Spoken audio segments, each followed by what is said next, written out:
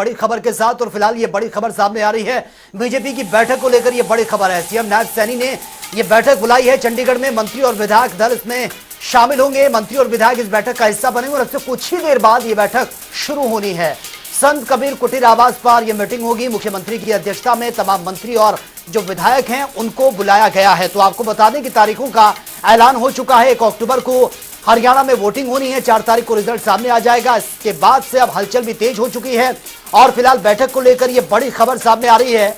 मुख्यमंत्री नायब सैनी ने यह बैठक बुलाई है। मंत्री और विधायक इस बैठक का हिस्सा होंगे और अब से कुछ ही देर बाद यह बैठक शुरू होनी है संत कबीर कुटीर आवास पर।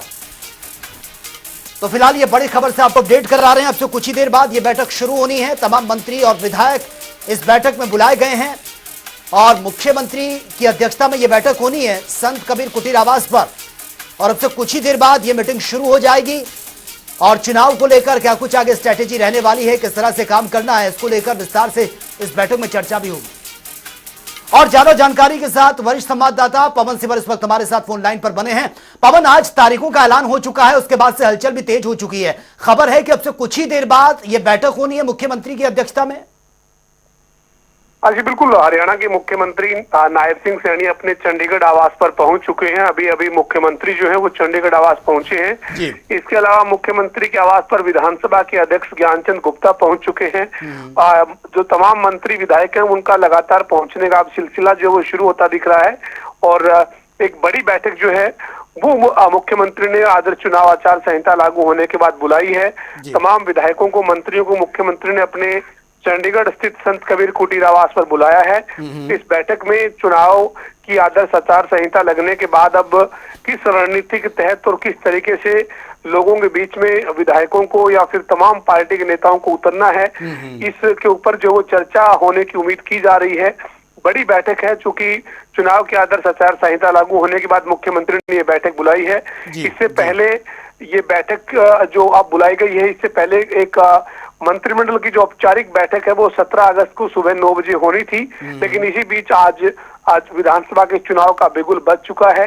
ऐसे में कैबिनेट की बैठक में किसी भी तरीके का सरकार कोई फैसला ले नहीं सकती। लिहाजा अब एक मुख्यमंत्री ने अनौपचारिक बैठक अपने आवास पर बुलाई है जो थोड़ी देर बाद शुरू होने जा रही है। जी बिल्कुल पवन, जिस तरह से तारीखों का ऐलान हो चुका है, आचार संहिता लागू हो चुकी है, उसके बाद ये मीटिंग हो रही है जिसमें तमाम मंत्री और विधायक पहुंचेंगे।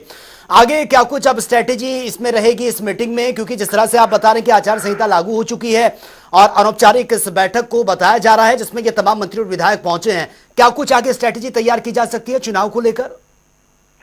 देखिए, अब पूरी तरीके से जब चुनाव का बिगुल बज गया है, ऐसे में संगठन और जो सरकार में शामिल चाहे वो विधायक हैं या मंत्री हैं, उनको अब लोगों के बीच में जाना है। लोगों के पास जाकर बीजेपी के जो नेता दावा कर रहे हैं कि तीसरी बार हरियाणा में भाजपा की सरकार बनेगी, उस दावे को हकीकत में बदलने के लिए लोगों से वोट की अपील करनी है।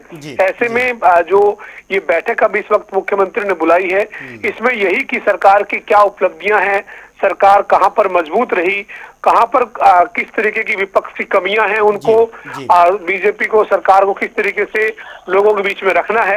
यानी एक तरीके की जो रणनीति है उस रणनीति के ऊपर जो है वो चर्चा होनी है। इसके साथ साथ ये भी एक फीडबैक लिया जाएगा कि किस विधानसभा क्षेत्र में या किसी विधायक का कोई बहुत महत्वपूर्ण उस क्षेत्र का कोई काम अगर अधूरा रहा है तो उसको लेकर क्या रणनीति होनी चाहिए, लोगों को उस काम के बारे में किस तरीके से समझाना होगा। क्योंकि करीब करीब 1 महीने से भी 5-6 दिन ज्यादा अभी वक्त था हरियाणा में चुनाव घोषित होने में। अगर तय समय पर चुनाव घोषित होते तो हरियाणा में जो वो चुनाव घोषित होने में करीब अभी 1-1.25 महीने का वक्त था। लेकिन 1-1.25 महीने पहले ये चुनाव घोषित हुए हैं, तो कुछ सरकार की जो तैयारी थी उसमें कहीं ना कहीं अभी वक्त सरकार को और लगना था, लेकिन उससे पहले ये चुनाव घोषित हुए हैं। तो इस लिहाज से भी इस बैठक में बातचीत होगी कि किस तरीके से किन किन मुद्दों पर कैसे लोगों के बीच में रहना है और किस तरीके से लोगों से तीसरी बार सरकार बनाने का जो दावा है उसको हकीकत बनाने के लिए लोगों के बीच में जाना है। तमाम